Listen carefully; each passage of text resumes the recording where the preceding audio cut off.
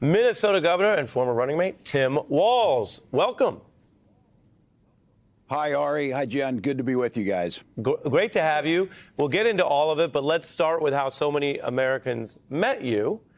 Is there anything you learned out on the campaign trail last year that could apply to how Democrats respond tonight and in the days ahead to this Trump agenda? Yeah, look, Donald Trump's a showman. This is a dog and pony show tonight. He's not going to lay out anything that improves the lives of Minnesotans, but he fills the space. And I think the thing I learned is we have to go into every space, because what was clear is not enough Americans believe that we as Democrats, or Vice President Harris and myself, were on their side, and we are. Our policies are popular, but that didn't resonate. And he's going to come out there tonight, and he's going to get cheers from a bunch of lapdogs that'll kiss his boots. The same people who won't go see their constituents, because what they know is firing veterans from the VA, not a good idea. Putting tariffs on farmers, not a good idea. Cutting the folks who are trying to reduce the risk of a highly pathogenic avian influenza, not a good idea. And so I think the thing I learned is we need to be in every space, everywhere. Saturday night, I was up in Helena, Montana. Look, we have got to take that message, because we have got to believe ourselves that our message is about improving the lives of middle-class folks. Donald Trump cannot and will not do that. So I expect, it'll just be nonsense. It's bread and circuses tonight. We need to be out there giving real examples of real things that improve lives.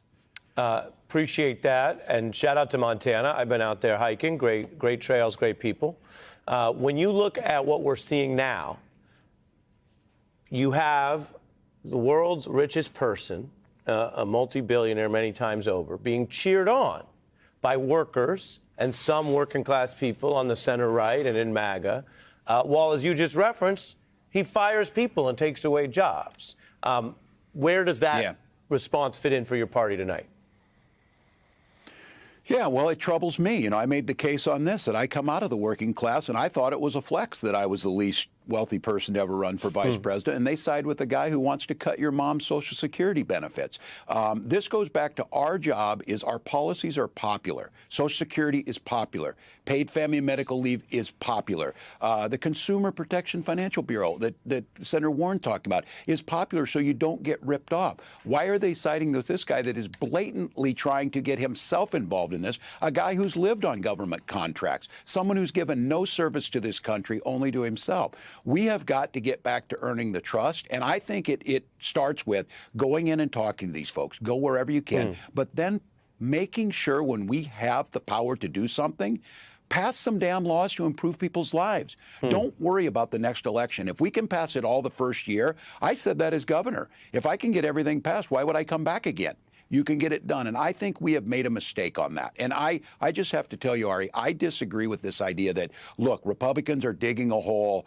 Democrats should back off and just let them dig. That's what we've done, and we've ceded space to them. I say jump in the hole and help them dig, because I'll tell people, I want to go out to these districts and tell them this is what your member of Congress is voting for.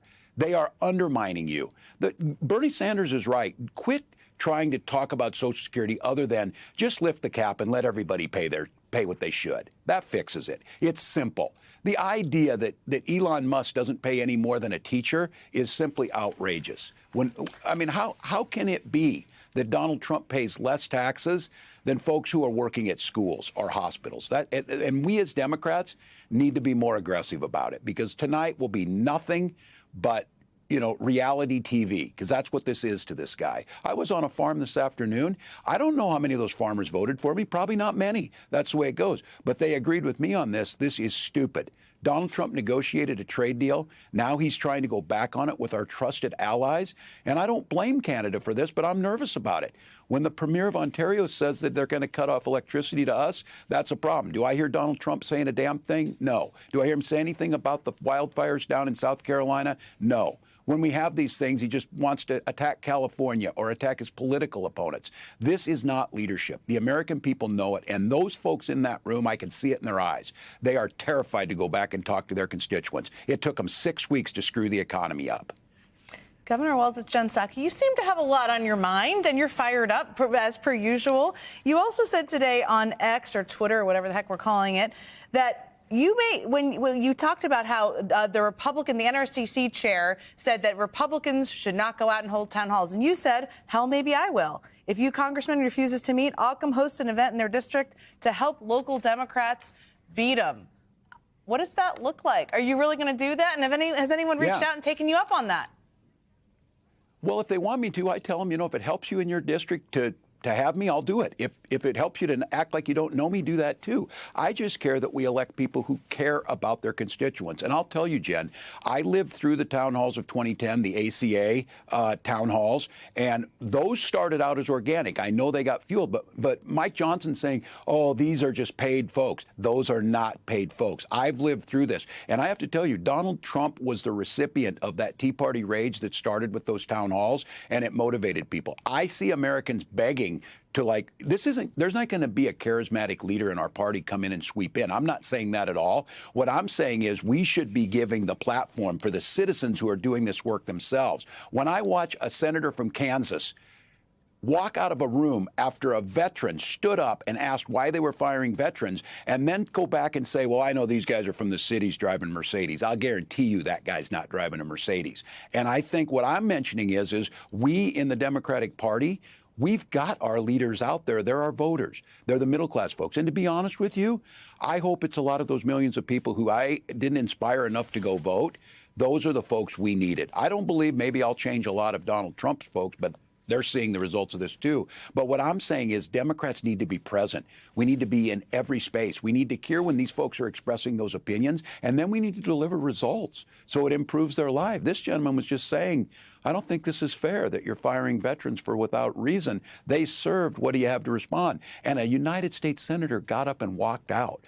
That is just outrageous. I stood there and took my beating. I still do that when I'm in the public and people holler at me.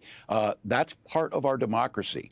And you don't get to just go in there and cheer Donald Trump tonight. You go listen to your constituents. So I'll go where they ask me.